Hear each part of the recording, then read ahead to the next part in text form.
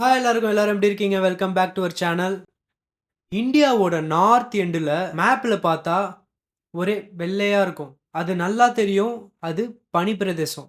அங்கே ஒரு dot mountain, அதுக்கு மேலே மவுண்டெயின், அதுக்கும் மேலே அதோட பேர் சியாச்சன் கிளாசியர். நான் இந்த ஆர்டிக்கலை படிக்கும்போது சரி கிளாசியர் ஏதோ குளோபலைசேஷன் இஷ்யூன்னு நினச்சேன். அப்புறம் நோட் பண்ணிட்டு அப்புறம் தான் தெரியுது அது ஒரு பேட்டில் ஃபீல்டா. என்னது, -50 டிகிரி இருக்கும்.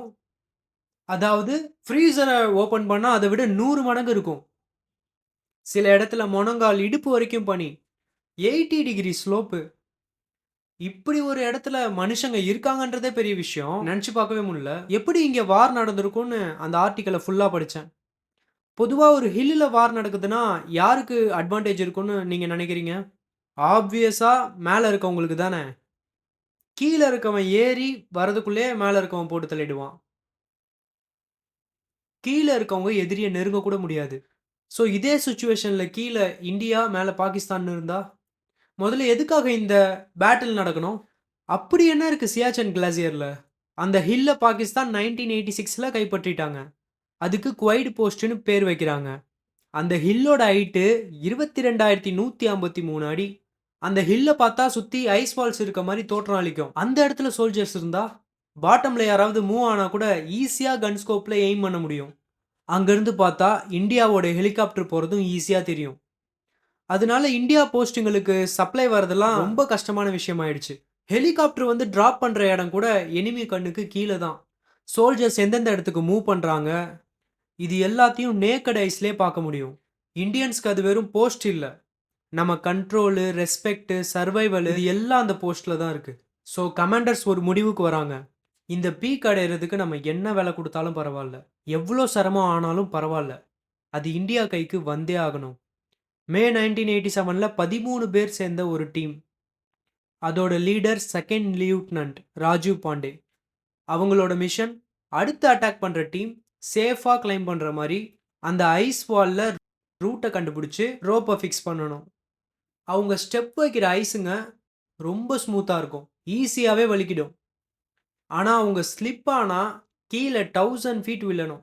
1 கிலோமீட்டர் கடக்கிறதுக்கு 4 மணி நேரம் ஆகும். அவங்க எடுத்து வைக்கிற ஒரு அடியும் லைஃப் கூட போடுற அக்ரிமெண்ட் மாதிரி. ஒரு சின்ன மூமெண்ட் எனிமீஸ் நோட் பண்ணால் கூட 1 நிமிஷம் யோசிக்கிறதுக்குள்ள மிஷின் கன்னால் மொத்த பேரையும் காலி பண்ணிடுவாங்க. அப்படி நேரம் இருந்தாலும் புல்லட்லேருந்து தப்பிக்க ஓடணும். சீ லெவல் கம்பேர் பண்ணால் 50% தான் அங்கே ஆக்சிஜன் கிடைக்கும். நம்ம இங்கே ஒரு ஃப்ளோர் ஏறுற மாதிரி அங்கே ஒரு அடி எடுத்து வைக்கிறது ஈக்குவல். அவங்க ஒரு அடி எடுத்து வைக்கிற டைமுக்கு 2 அடி எடுத்து வச்சாங்கன்னா ஹார்ட் பீட் ரைஸ் ஆகிடும். அப்படியே ஒரு 10 அடி எடுத்து வச்சாங்கன்னா டேஞ்சர் ஜோன் தான். பை மிஸ்டேக் அவங்க மவுத்தை க்ளோஸ் பண்ணி ப்ரீத்திங்கை கண்ட்ரோல் பண்ண நினச்சாலும் அவங்க பிரெயினுக்கு ஆக்சிஜன் கம்மியாகி பிளாங்க் அவுட் ஆகிறதுக்கும் வாய்ப்பு இருக்குது. என்னதான் கன்று வச்சுருந்தாலும், கரேஜான சோல்ஜராக இருந்தாலும் அந்த இடத்துல ஒன்றும் வேலை செய்யாது. இது எல்லாத்தையும் மீறி சோல்ஜர்ஸ் ஃபைனலாக டாப் டிஸ்டன்ஸ்க்கு வந்தாச்சு. இன்னும் 30 மீட்டர்ஸ் தான் பாக்கி. அந்த 30 மீட்டர் கம்ப்ளீட் பண்ணிட்டா மிஷன் சக்ஸஸ். ஆனால் அது இப்படியும் சொல்லலாம். ஆனால் அந்த 30 மீட்டர் எனிமிஸை நோக்கி போகிறாங்க. 30 மீட்டரில் எனிமிஸ் இருக்காங்க. சோல்ஜர்ஸ்க்கு தெரியும் நெருங்க நெருங்க இந்த மிஷின் ஃபெயிலியர் ஆகிறதுக்கு வாய்ப்பு அதிகமாகிட்டே போகுதுன்னு. இதை யோசித்து அவங்க எவ்வளோ கேர்ஃபுல்லாக மூவ் பண்ணாலும் எனிமிஸ் அதை நோட் பண்ணிட்டாங்க. மிஷின் கன் ஃபயர் ஆகுது. வித்தின் 3 செகண்டில் ராஜீவ் பாண்டேவோட சேர்த்து 10 சோல்ஜர்ஸும் இறந்து போகிறாங்க. அவங்க மிஷன் கம்ப்ளீட் ஆகாமல் போகலாம், ஆனால் அது இன்னும் எண்ட் ஆகலை. ரோப்பை ஃபிக்ஸ் பண்ணிட்டாங்க, ஃபுட் ஹோல்டை க்ரியேட் பண்ணிட்டாங்க. அடுத்து அவங்க இப்போ ஏறுறதுக்கு வழியும் உருவாக்கிட்டாங்க.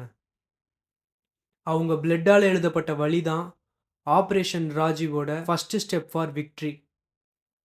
அடுத்த நாள் நைட்டு சுபேந்தர் ராகவ் சிங் 10 பேர் கொண்ட டீமோட சேம் ரூட்டில் கிளைம் பண்ணுறாரு. ஸ்னோவில் படுத்திருக்க ராஜீவ் பாண்டே டீமோட ஃப்ரோசன் பாடிஸ் அவங்களுக்காக காத்துட்ருக்கு. கொஞ்ச நேரம் மேலே போனோடனே ஐஸ் படிக்கிட்டு மாதிரி இருக்குது. பாகிஸ்தானோட சோல்ஜர்ஸ் மறுபடியும் டிடெக்ட் பண்ணிட்டாங்க. கன் ஃபயர் ஆகுது. ரியாக்ட் பண்ண கூட டைம் இல்லை. இதில் ஒஸ்ட் பார்ட் என்னன்னா, இந்தியன் சோல்ஜர்ஸோட கன்னு எக்ஸ்ட்ரீம் கோல்டுனால ஜாம் ஆயிடுச்சு. எனிமீஸ் தன்னோட கன்னை கெரோசின் ஸ்டவ்லேயே வச்சு ஹீட் பண்ணிட்டே இருந்து மெயின்டைன் பண்ணியிருக்காங்க. இப்படி இருக்க சூழல்ல சோல்ஜர்ஸ் பக்கத்தில் ஒரு ட்ரென்ச் இருக்கு, பனிக்குழி மாதிரி.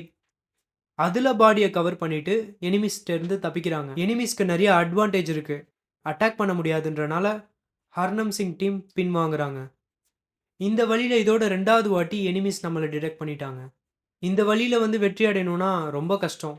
அப்படின்னு நினைச்சுக்கிட்டே ஹர்னம் சிங் பின்வாங்கும்போது, வெற்றிக்காக உயிரை விட்ட ராஜீவ் பாண்டே டீமோட உடல்கள் ஃப்ரீஸ் ஆகி இருக்கு. ஹர்னம் சிங் அதை பார்த்த உடனே அவர்கிட்ட முயற்சியை கைவிட்டுறாதீங்கன்னு சொன்ன மாதிரியே இருந்தது. அடுத்த நாள் night சுபேந்தர் Sanchar Chand attack initiate பண்றாரு. 2 நாளை விட இன்னைக்கு ரொம்ப கம்மியான விசிபிலிட்டி. பனி புயல் மாதிரி அடிக்குது. எவ்வளோ கஷ்டமா இருந்தாலும் 100 மீட்டர் வரைக்கும் நெருங்கிட்டாங்க. ஆனா இவங்களுக்கு ரேடியோ பேட்டரி இஷ்யூ ஆகுது. என்னதான் 100 மீட்டர் பக்கத்துல இருந்தாலும் கமாண்டரோட ஆர்டர் இல்லாம 1 இன்ச் கூட மூவ் பண்ண முடியாது. அதனால மேல இருந்த சோல்ஜர் சப்போர்ட் ட்ரூப்பை கால் பண்றதுக்காக கீழே இறங்குனாரு. எனிமியோட புல்லட் ஹிட் ஆகி 500 ஃபீட் கீழே விழுறாரு. பாடியை ரெக்கவர் கூட பண்ண முடியல. சஞ்சர் டீமும் பின்வாங்குறாங்க. 2 வாட்டி சாக்ரிஃபைஸ் பண்ணிட்டாங்க. 2 அட்டாக்லயும் மிஸ்டேக் பண்ணியிருக்காங்க. இதுக்கு மேல மிஸ்டேக் பண்ணி சாக்ரிஃபைஸ் பண்ணக்கூடாதுன்னு உறுதியா இருக்காங்க. ஃபர்ஸ்ட் சோல்ஜர்ஸ்க்கு முதல் எதிரியே இயற்கை தான். அதை சமாளிக்க அவங்க முயற்சி பண்றனால எனிமிஸ்ட இருந்து தப்பிக்க முடியல. அதனால ஒரு காம் வெதருக்காக வெயிட் பண்ணிட்டு இருக்காங்க. அப்படி ஒரு நாள் வந்துச்சு. ஜூன் 36, 1987. வெதர் ஸ்டேபிளா இருக்கு. வெப்பன்ஸும் ஒர்க் செய்யுது. இது ஒரு டே டைம். எனிமீஸோட சப்ளைஸும் கம்மி ஆகியிருக்கும் இல்ல ஃபினிஷ் ஆகியிருக்கும்னு கெஸ் பண்றாங்க. இந்த வாட்டி 2 டீமா களம் இறங்குறாங்க. ஃப்ரண்ட் சைடுல மேஜர் வரிந்தர் சிங் டீம், ஒரு சீக்ரெட் சைடுல நைப் சுரேந்தர் பனா சிங் டீம். பனா சிங் வர சைடில் எனிமிஸால பார்க்க கூட முடியல. ஸ்னோவால கவர் ஆயிருக்கு. ஸ்லோ அண்ட் ஸ்டெடியா ஏறி 1:30 PM டாப் ஏறிட்டாரு. எனிமிஸ் பங்கர் பக்கத்தில் வந்துட்டாரு. இப்போ ரைஃபிள் எடுத்து டிகர் பண்றாரு. ஆனா ஷூட் ஆகல. அகைன் வெப்பன் ஜாம் ஆயிடுச்சு. ஹில் டாப்புக்கே வந்துட்டாரு. தூரமா நின்று சுடுறது தான் சேஃபு. ஆனா அதுக்கு இப்போ வழி இல்லை. பனா சிங் ரிஸ்க் எடுத்து பங்கருக்கு இன்னும் க்ளோஸாக போறாரு. சக்ஸஸ்ஃபுல்லாக க்ளோஸ் ரேஞ்ச் வந்த உடனே கையில் கிரெனேட் எடுத்து பின்ன புல் பண்ணி த்ரோ பண்றாரு. பங்கர்ல இருந்த எனிமிஸ் எல்லாம் காலி. மிச்சம் இருக்க எனிமிஸ் எல்லாம் பயனெட் வச்சு அடிக்கிறாரு. பயனெட்னா கன்னு எட்ஜோட இருக்க கத்தி. ஹேண்ட் டு ஹேண்ட் ஃபைட் பண்றாரு. பயத்துல சில எனிமிஸ் கீழே குதிச்சிட்டாங்க. கொஞ்ச நேரத்துல இடமே அமைதியாகுது. பனா சிங் திரும்பி பார்க்கும்போது சோல்ஜர்ஸ் விக்டரி விக்டரின்னு கத்துறாங்க. அது 4 பக்கமும் எக்கோ அடிக்குது. இப்போ குவைட் போஸ்ட் இந்தியா கையில. அதுக்கு இந்தியா வச்ச பேரு பனா டாப். பனா சிங்க்கு பரம்வீர் சக்ரா, ஹர்னம் சிங்க்கு மகாவீர் சக்ரா, ராஜீவ் சிங், வரிந்தர் பாண்டி போன்ற 7 பேருக்கு வீர் சக்ரா, சுனிலால், ஓம்ராஜுக்கு சேனா மெடல். இந்த பீக் டாப்ல இருக்க இந்தியன் ஃபிளாக் ஒரு விஷயத்தை நமக்கு ஞாபகப்படுத்திட்டே இருக்கும். இங்க குளிர் தான் முதல் எதிரி, அப்புறம் தான் சோல்ஜர்ஸ். ஸோ 1987 இருந்து இன்னைக்கு வரைக்கும் பேட்டில் போய்கிட்டு தான் இருக்கு. ஜென்ரேஷன் மாற்றி ஜென்ரேஷனா இயற்கையை எதிர்த்து போராடிக்கிட்டு தான் இருக்காங்க. விக்டரி விக்டரின்னு கத்திட்ட அப்புறம் ஒரு சைலன்ஸ் இருந்தது. அந்த சைலன்ஸ்க்கான அர்த்தம் எனிமிஸ் எப்போ திரும்ப வருவாங்க, ரெடியாக இருக்கணும். பாகிஸ்தான் இதை எதிர்பார்த்துருக்கவே மாட்டாங்க. மாரலி ரொம்ப டவுனாக இருப்பாங்க. அவங்களும் கவுண்டர் அட்டாக் பண்ண ரொம்ப ட்ரை பண்ணாங்க. ஆனால் அவங்களுக்கும் நேச்சர்ன்ற அதே எதிரி தான். ரோடு இல்லை, ஹெலிகாப்டர் ரூட் இல்லை, அந்த பனிமலையில தான் வரணும். ஆனால் வந்தால் கன்ஃபார்ம் டெத்து. பாகிஸ்தான் அதை மீறியும் ட்ரை பண்ணாங்க. ஆனால் சிவியர் விண்டும், ஜீரோ விசிபிலிட்டியும், ராங் ஸ்டெப்ஸும், இன்ஜுரிஸும் கண்டினியூஸாக நடந்துகிட்டு இருந்தது. அட்லாஸ்ட் எனிமிஸ் ரியலைஸ் பண்ணுறாங்க, top lost means battle lost. Bana டாப்பை கவர் பண்ணுறதுக்கு சோல்ஜர்ஸ் ரெகுலராக ரீப்ளேஸ் ஆகிட்டே இருக்காங்க. ஏன்னா ஒரு சோல்ஜர்ஸ் அங்கே 100 டேஸ் ஸ்பெண்ட் பண்ணால் பாடி சிவியர் டேமேஜ் ஆகும். போன் வீக் ஆகிடும், ஹார்ட் ஸ்ட்ரெஸ் வந்துடும், ஸ்கின் ஃப்ரோஸ் பைட் ஆகும், ஐ விஷன் பிளர் ஆகும், மைண்டு ஃபேட்டிக் வரும். இதெல்லாம் வந்தாலுமே அந்த 100 டேஸ் அந்த சோல்ஜர் அங்கே ஃபைட் பண்ணிக்கிட்டே தான் இருக்கணும். காற்று ஒரு செகண்ட் கூட காமாக இருக்காது. புல்லட் மாதிரி குத்தி கிழிக்கும். சின்ன மிஸ்டேக் கூட பர்மனன்ட் லாஸ் ஆக்கிடும். பூட்டு கொஞ்சம் லூஸ் ஆனால் கூட காலுக்குள்ளே பனி போய் ஃப்ரோஸ் பைட் ஆகிடும். ஃப்ரோஸ் பைட் ஆச்சுன்னா கடைசி வரைக்கும் கால் நம்பாதான் இருக்கும். ஹெல்மெட்டை ரிமூவ் பண்ணால் இயர்ஸ் ஃப்ரீஸ் ஆகிடும். க்ளவுஸை ரிமூவ் பண்ணால் விரல் கருப்பாயிடும். சியாச்சனில் டெய்லியும் எனிமி புல்லட் வரலனாலும் டெத் கவுண்ட் டெய்லியும் வந்துக்கிட்டே தான் இருக்கும். Cold, avalanche, altitude sickness, frost bytes.